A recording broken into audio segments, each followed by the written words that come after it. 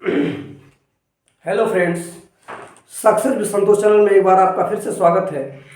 मैं संतोष कुमार श्रीवास्तव बाल विकास की अगली क्लास के साथ आपके समक्ष उपस्थित हूँ। पिछली क्लास में मैंने बाल विकास के शारीरिक विकास के बारे में आपको पढ़ाया था।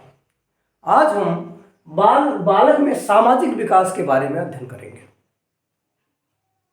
आशा है आपको मेरी पिछली क्लास समझ में आई होगी। यद्यपि आप लोग क्लास को कम देख रहे हैं, यहाँ पे आपको फ्री में कंटेंट है और ये विश्वास कीजिए कि जो कंटेंट आपको दिया जा रहा है परीक्षा में, उसमें से प्रश्न अवश्य आने हैं, क्योंकि यहाँ पे कम समय में बहुत ही संक्षिप्त बातों से मैं आपको बहुत कुछ बता रहा हूँ। आप उसको समझिए। जब आप पेपर देने जाएंगे तब आपको समझ में आएगा कि मैंने आपको क्या बताया है। पूरा सीटेट का और यूपी टेट का सिलेबस हम लेकर चल रहे हैं। अब आपको लग रहा है कि हमने सिद्धांत नहीं पढ़ाया, हमने बीच के एक दो टॉपिक छोड़ दी, तो वो हम पढ़ाएंगे। अगर जो आपको ऐसा लगता है कि वो उसको नहीं पढ़ाया जाएगा तो हम पहले उसी को पढ़ा देंगे। आज सामाजिक विकास पढ़ा दे रहे हैं, अब हम सिद्धांत पढ़ाने के बाद ही अगले टॉपिक पे चलेंगे, ताकि आपको लगे कि हाँ हमारा सिलेबस चल रहा है।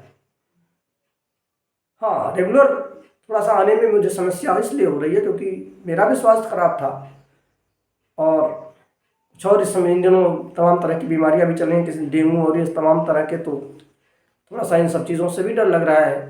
तो इसलिए हल्का सा सर्दी जुकाम बुखार होता है तो भी तुरंत डॉक्टर के पास जाना पड़ता है। फिलहाल आप पढ़िए, हम आपको पढ़ाएंगे। हमने कहा कि आप लोग हमारे चैनल को देखेंगे, लाइक करेंगे, सब्सक्राइब करेंगे, तो हम चाहे हॉस्पिटल से पढ़ाना पड़े हम आपको पढ़ाएंगे। लेकिन जब आप देखते नहीं हैं तो हमारी सारी मेहनत बेकार होने लगती है, तब मुझे बहुत कष्ट होता है। आइए हम आपको आज का टॉपिक शुरू करते हैं, और शुरू करने से पहले आपसे रिक्वेस्ट है कि हमारे चैनल को लाइक, सब्सक्राइब और शेयर कीजिए। चलिए शुरू करते हैं। बालक में सामाजिक विकास। तो देखिए, मूल शब्द इसका क्या है? समाज। मूल शब्द इसका क्या है? समाज। और जो समाज में रहता है, समाज में रहने वाले ही क्या होते हैं? सामाजिक होते हैं। समाज में रहने वाले ही क्या होते हैं? सामाजिक होते हैं। अरस्तु ने भी कहा है कि मनुष्य एक सामाजिक प्राणी है। मनुष्य एक सामाजिक प्राणी है। मनुष्य एक सामाजिक प्राणी है, ये अरस्तु ने भी कहा है। और वो समाज में ही जीना पसंद करता है। जब वो समाज में ही जीना पसंद करता है तो आखिर उसके अंदर समाजीकरण की प्रक्रिया आएगी ना, तब तो वो समाज को जानेगा, समझेगा और उसमें रहना पसंद करेगा। तो इन्हीं तीनों अवस्थाओं में, शैशवावस्था, बाल्यावस्था और किशोरावस्था में ही सारी समाजीकरण की प्रक्रिया संपन्न होती है। तो इन्हीं तीनों अवस्थाओं में हम समाजीकरण को समझेंगे और इसमें वही कंटेंट बताएंगे जो परीक्षा के लिए उपयोगी है। जैसे चलिए हम सबसे पहले शैशवावस्था का अध्ययन करते हैं। सबसे पहले हम शैशवावस्था का अध्ययन करते हैं। सबसे पहले हम शैशवावस्था का अध्ययन करते हैं।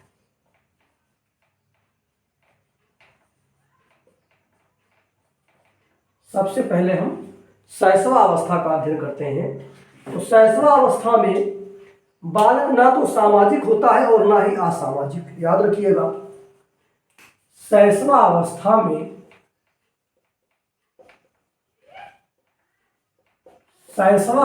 में बालक ना तो सामाजिक होता है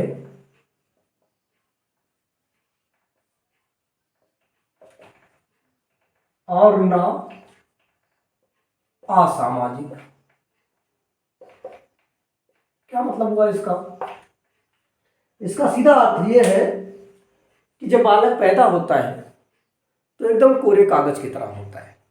उसके अंदर समाज के बारे में कोई समझ नहीं होती है। धीरे धीरे उसकी ये समझ अपने माता पिता से शुरू होकर परिवार तक पहुंचती है और बाल्यावस्था, किशोरावस्था तक आते आते ये पूरी तरह से समाज में फैल जाती है। उसी को हम समझेंगे कि कैसे क्या होता है। तो सबसे पहले देखिए बालक के बारे में देखते हैं। एक माह, शैशवा अवस्था जब आएगी तो एक माह मनुष्य एवं अन्य की आवाज में अंतर नहीं कर पाता। एक माह का बालक मनुष्य और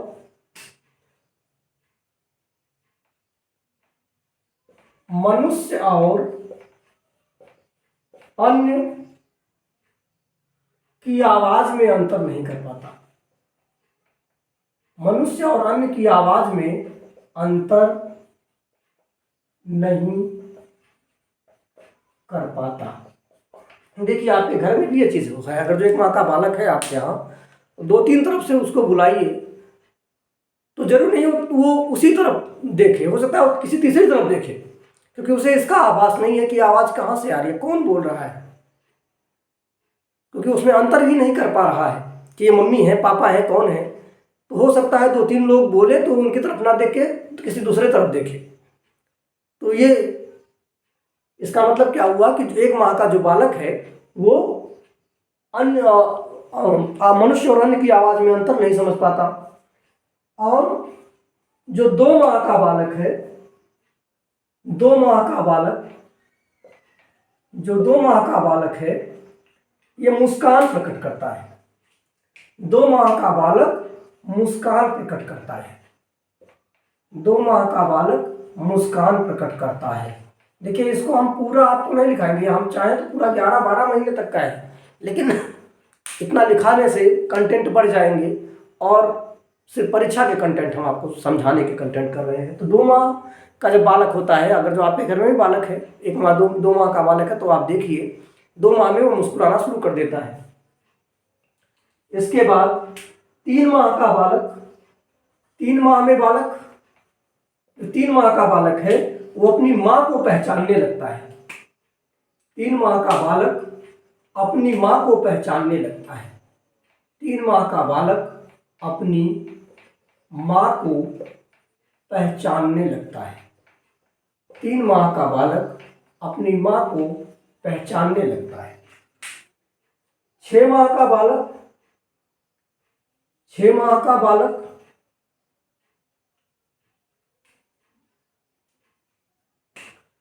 6 माह का बालक, 6 माह का बालक है तो वह अपना पराया समझने लगता है। अपना पराया समझने लगता है। मतलब इसका क्या हुआ? अपना पराया का क्या मतलब है कि जो उसे ज्यादा घुमाएगा, चाहे घर में बुआ होंगी, मम्मी होंगे, पापा होंगे, वो अक्सर उन्हीं के पास जाना पसंद करेगा। अगर जो वो हैं तो उनके अलावा किसी और के पास नहीं जाएगा, क्योंकि उसे ये समझ में आने लगता है कि ये हमारे पास रहते हैं, ये हमारा ध्यान रखते हैं, ये हमारे साथ घूमते टहलते हैं, तो उन्हीं के साथ वो रहेगा। ये विशेषता होती है। और 1 वर्ष का बालक, जो 1 वर्ष का बालक है, जो 1 वर्ष का बालक है वो स्वयं के साथ खेलने लगता है। 1 वर्ष का बालक स्वयं के साथ खेलने लगता है। स्वयं के साथ खेलने लगता है। 1 वर्ष का बालक स्वयं के साथ खेलने लगता है। बड़ों का अनुकरण करने लगता है। बड़ों का अनुकरण करने लगता है। बड़ों का अनुकरण करने लगता है। बड़ों का अनुकरण करने लगता है। 2 वर्ष का बालक, जो 2 वर्ष का बालक होगा ये क्या करेगा? 2 वर्ष का बालक घर या परिवार का सक्रिय सदस्य बन जाता है।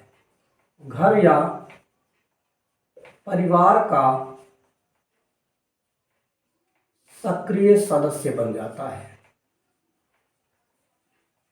देखिए 1 वर्ष का बालक स्वयं के साथ खेलने लगता है। आप देखिए जब बालक 1 वर्ष का होता है तो वो परछाई के साथ खेलने लगेगा, अपनी परछाई को देखकर उसी के साथ खेलने लगता है। कोई गुड्डा गुड़िया रखा है उसी के साथ खेलने लगता है। और हमने आपको इससे पहले बताया था कि जीन पियाजे ने कहा है कि 4 वर्ष का बालक, 4 वर्ष तक बालक जो है वो निर्जीव को भी सजीव समझता है। उसी के अनुसार कार्य करेगा, बात करेगा, चाहे बुढ़ा हो, बुढ़िया हो, कोई खिलौना हो, अपनी परछाई हो। तो इस तरह से 1 वर्ष का बालक अपने आप में खेलने लगता है। जब बालक, और साथ ही एक चीज़ और, ये बड़ों का अनुकरण करने लगता है। जैसे कोई चीज़ कोई बोल रहा है तो अपनी तोतली भाषा में उसको दोहराएगा, कौन कैसे चल रहा है इसका भी नकल करने लग जाता है वो। और जब बालक 2 साल का होता है तो उसकी एक्टिविटी इतनी बढ़ जाती है कि वो अपने घर परिवार का मनोरंजन करता है और अपने घर परिवार का सक्रिय सदस्य बन जाता है।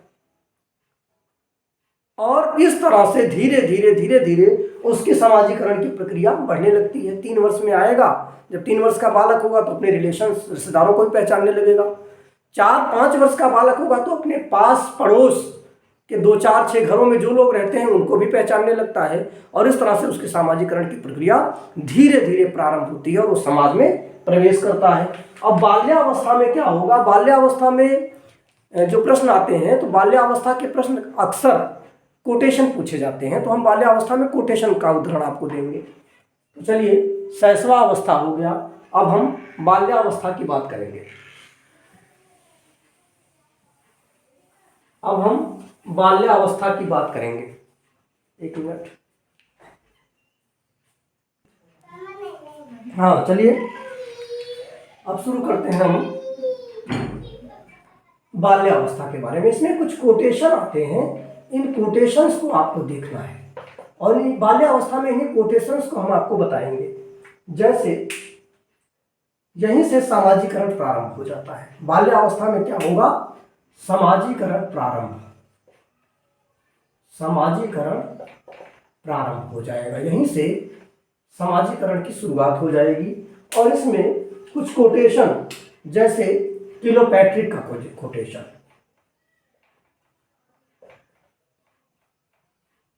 किलोपैट्रिक क्या कहते हैं? तो किलोपैट्रिक कहते हैं बाल्यावस्था प्रतिद्वंदात्मक समाजीकरण की अवस्था है। बाल्यावस्था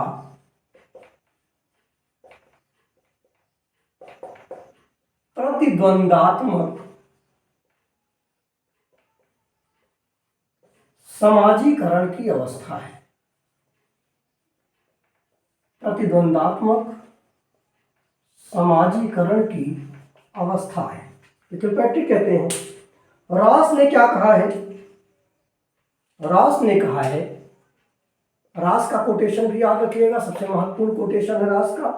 रॉस ने कहा है बाल्यावस्था मिथ्या परिपक्वता की अवस्था है। बाल्यावस्था मिथ्या परिपक्वता की अवस्था है।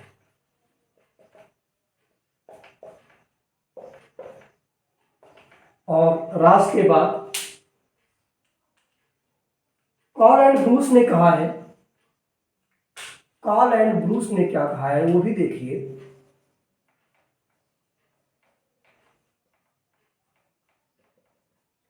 कार्ल एंड ब्रूस ने कहा है बाल्यावस्था जीवन का अनोखा काल है। यह बहुत बार पूछा गया है। बाल्यावस्था जीवन का अनोखा काल है। बाल्यावस्था जीवन का अनोखा काल है। बाल्यावस्था जीवन का अनोखा काल है। स्ट्रैंग ने क्या कहा है ये भी याद रखिएगा, क्योंकि स्ट्रैंग की कोटेशन भी बहुत बार पूछी गई है। स्ट्रैंग ने कहा है खेल की अवस्था के रूप में वर्णित, खेल की अवस्था के रूप में वर्णित, खेल की अवस्था के रूप में वर्णित ऐसा कोई खेल नहीं होता तो जो 10 वर्ष का बालक ना खेलता हो। ऐसा कोई खेल नहीं होता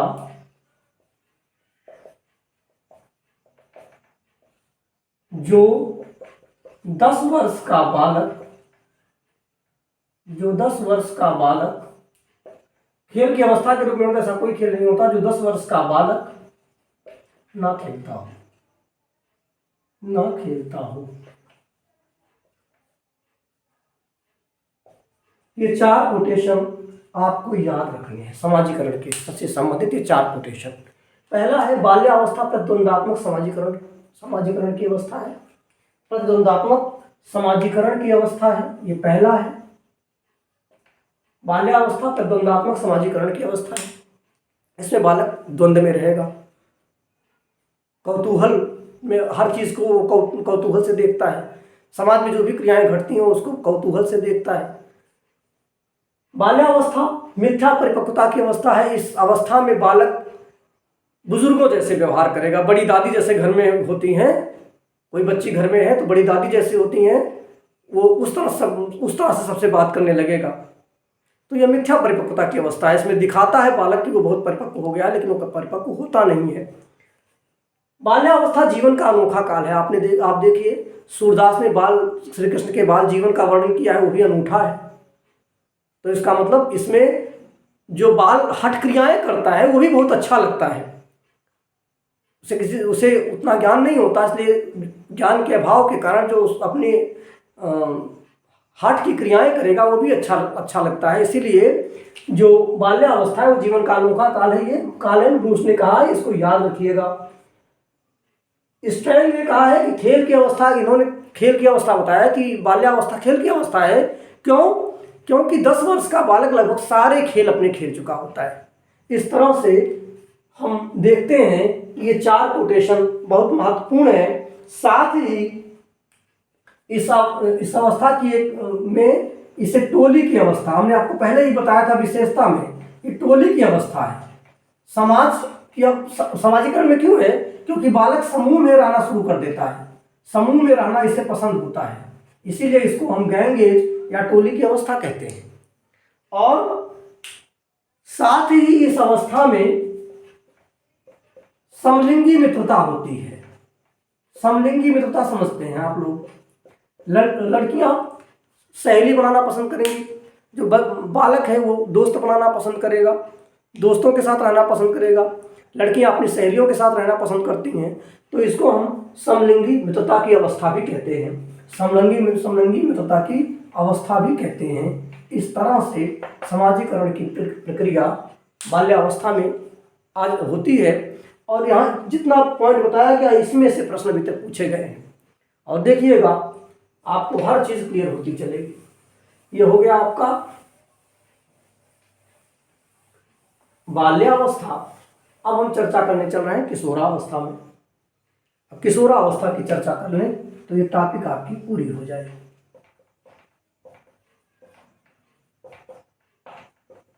किशोरावस्था में समाजीकरण या सामाजिक विकास कैसे होता है? तो किलपैट्रिक ने इसे जीवन का कठिन काल कहा है। किलपैट्रिक ने इसे जीवन का कठिन काल कहा है। किलपैट्रिक ने इसे जीवन का कठिन काल कहा है। किलपैट्रिक के अनुसार ये जीवन का कठिन काल है, ये जीवन का कठिन काल है, ये जीवन का कठिन काल है। कालसैनिक ने क्या कहा है? तो कालसैनिक कहते हैं कि किशोरावस्था के लोग प्रमुखों को अपने मार्ग में आने की बाधा समझते हैं। यह प्रश्न पूछा गया है। कालसैनिक क्या कहते हैं? कालसैनिक क्या कहते हैं? किशोरावस्था के लोग प्रमुखों को अपने मार्ग की बाधा समझते हैं। किशोरावस्था के लोग प्रौढ़ों को अपनी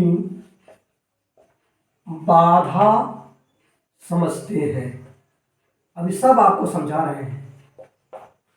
कालसैनिक ये कह रहे हैं, इनका कोटेशन है ये। साथ ही साथ इसमें विषमलिंगी के साथ मित्रता प्रारंभ हो जाती है। किशोरावस्था में विषमलिंगी के साथ मित्रता प्रारंभ हो जाती है।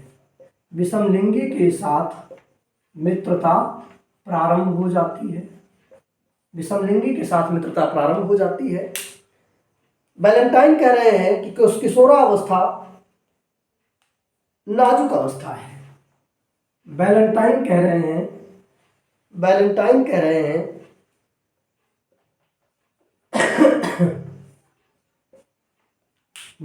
रहे हैं किशोरावस्था नाजुक अवस्था है। किशोरावस्था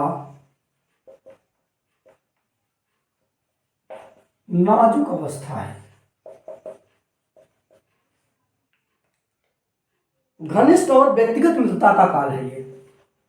घनिष्ठ और व्यक्तिगत मित्रता का काल, मित्रता का काल। रास ने कहा इस अवस्था में सेवा का भाव पैदा हो जाता है। इस अवस्था में सेवा का भाव पैदा हो जाता है। इस अवस्था में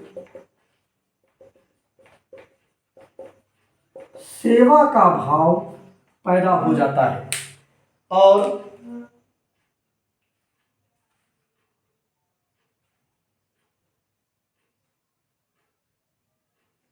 पेयर ग्रुप में ज्यादा, इस अवस्था के बालक पेयर ग्रुप में दिखाई देते हैं। मतलब सम वयस्क लोग, समवयस्क नहीं कह सकते, जो किशोरावस्था में समान आयु वाले हैं, वो लड़का और एक लड़की एक साथ आपको घूमते टहलते दिख जाते हैं। तो अगर जो पूछा जाए कि कौन सी अवस्था पेयर ग्रुप की अवस्था है, तो किशोरावस्था को पेयर ग्रुप की अवस्था माना जाता है। अब देखिए, इसमें इसी से प्रश्न बने हुए हैं। जीवन का कठिन काल क्लियोपैट्रिक ने कहा है। स्टैनली हॉल ने क्या कहा है हम आपको बता चुके हैं, आप कमेंट करके बताइएगा। जब हम विशेषता पढ़ा रहे थे तो हमने स्टैनली हॉल का कोटेशन लिखाया है, वो परीक्षा में पूछा जाता है। आप कमेंट करके मुझे बताइएगा कि स्टैनली हॉल ने किशोरावस्था को कौन सी अवस्था कहा है, किस प्रकार की अवस्था कहा है, ये आप कमेंट करके हमको बताएंगे। काल्सनिक ने कहा है किशोरावस्था के लोग प्रौढ़ों को अपनी बाधा समझते हैं। अब हम आपको इस पर एक घटना बताते हैं ताकि आपको याद रहे। मेरे बगल में एक 40-45 साल की उम्र वाले एक बड़े भाई साहब रहते हैं। तो एक दिन एक किशोर वय का बालक सिगरेट पीते हुए जा रहा था। तो उन्होंने उसे रोका और कहा, बेटा ये सेहत के लिए हानिकारक है, इसे मत पिया करो। तो उसका जवाब था, अंकल जी आप मुझे ज्ञान ना दीजिए, गांधीवादी विचारधारा किसी और को सुनाइएगा। अपने गांधी वाला विचार को कहीं और रखिएगा, हमें गांधी वाले विचार से कुछ लेना देना नहीं है। तो क्या मतलब हुआ इसका कि प्राणों की बात को नहीं मानना, प्राणों की वो बाधा समझते हैं कि हमें बेफालतू का राय देंगे। तो इसीलिए काल्सनिक ने कहा है कि किशोरावस्था के लोग प्राणों को अपनी बाधा समझते हैं। विषम लिंगी के साथ मित्रता बढ़ती है किशोरावस्था में। वैलेंटाइन ने कहा है कि किशोरावस्था नाजुक अवस्था है। क्यों नाजुक है? क्योंकि इसमें बालक बिगड़ते हैं और बनते हैं। साथ ही ये घनिष्ठ और व्यक्तिगत मित्रता का काल है। आप देखिए टीनेजर्स में जो मित्र बन जाते हैं वो जीवन पर्यंत आपके साथ उनकी मित्रता बनी रहती है, और जिनके साथ ये मित्रता करते हैं वो एकदम घनिष्ठ होती है। अगर उन्हें 24 घंटे उनके साथ रहना हो, 24 घंटे उनके साथ रह लेंगे, भले माँ बाप वहाँ उनके साथ ना हो। तो इस तरह से वैलेंटाइन ये घनिष्ठ और व्यक्तिगत मित्रता का काल माना जाता है। इस अवस्था में सेवा का भाव पैदा हो जाता है। रास ने कहा है कि इस अवस्था में सेवा का भाव पैदा हो जाता है। अब देखिए, पास पड़ोस में अगर जो आपके यहाँ कोई अच्छा व्यक्ति, मतलब अच्छा लड़का रहता है जिसका नेचर अच्छा है, हम बुरे बच्चों की बात नहीं कर रहे हैं, तो आप इधर का कोई काम होगा, एक बार आप कह दोगे तुरंत उस काम को कर देगा। उसके अंदर सेवा भाव आराम से आता है टीनेजर्स के अंदर। अगर जो कोई सामाजिक समारोह कहीं हो रहा है तो आप देखिए जो टीनेजर्स है वो उसमें बढ़ चढ़कर हिस्सा लेते हैं। आपके यहाँ कोई जैसे दुर्गा पूजा समारोह हो गया या गणेश पूजा हो गया, इसमें जो टीनेजर्स होते हैं वो भी एकदम बढ़ चढ़कर हिस्सा लेते हैं। तो जो सामाजिक उत्सव होते हैं उसमें भी टीनेजर्स बढ़ चढ़कर हिस्सा लेते हैं। यानी किशोरावस्था में लगभग सामाजिकरण की प्रक्रिया एक तरह से पूर्णता की तरफ अग्रसर हो रही होती है। तो ये कुछ सामाजिक विकास से संबंधित टॉपिक थे। बालक में सामाजिक विकास किस प्रकार से होता है, यहाँ से प्रश्न बनते हैं और जो प्रश्न बनते हैं वही हमने इस कंटेंट को शामिल किया है। अगर जो हम चाहें तो इस पर 1.5-2 घंटे की क्लास बन सकती है, लेकिन उस कंटेंट को क्या फ़ायदा आप रखकर क्या करेंगे उसको। इसलिए हमने हर कंटेंट को 20 मिनट 22 मिनट के अंदर समेटने का प्रयास किया है। पेपर की अनुकूलता को ध्यान में रखकर, पेपर को ध्यान में रखकर कि पेपर किस प्रकार से पूछे जाते हैं, उसके हिसाब से इस टॉपिक में वो सारी चीज़ें शामिल की गई हैं। आप पढ़िए, हमारे चैनल को लाइक सब्सक्राइब और अधिक से अधिक शेयर कीजिए ताकि और भी लोग इसका लाभ उठा सकें। आज की क्लास में बस इतना ही। अगली क्लास आपकी जो जाएगी वो क्लास है आपकी संख्या पद्धति की, गणित की, और उसके बाद फिर अगले सप्ताह से मतलब यानी कल से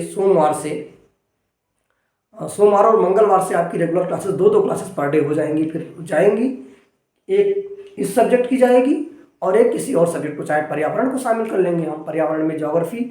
हाँ, एक सूचना और आपको देनी है कि पर्यावरण में जो ज्योग्राफी का पोर्शन है हमने जितना आपके चैनल में पढ़ा दिया है, इस चैनल में पढ़ा दिया है, उसको आप पीछे बैक करके सारा चैनल देख डालिएगा, क्योंकि उसे हम नहीं पढ़ाएंगे, हम उसके आगे की टॉपिक शुरू करेंगे जिससे आपका सिलेबस टाइम से खत्म हो सके।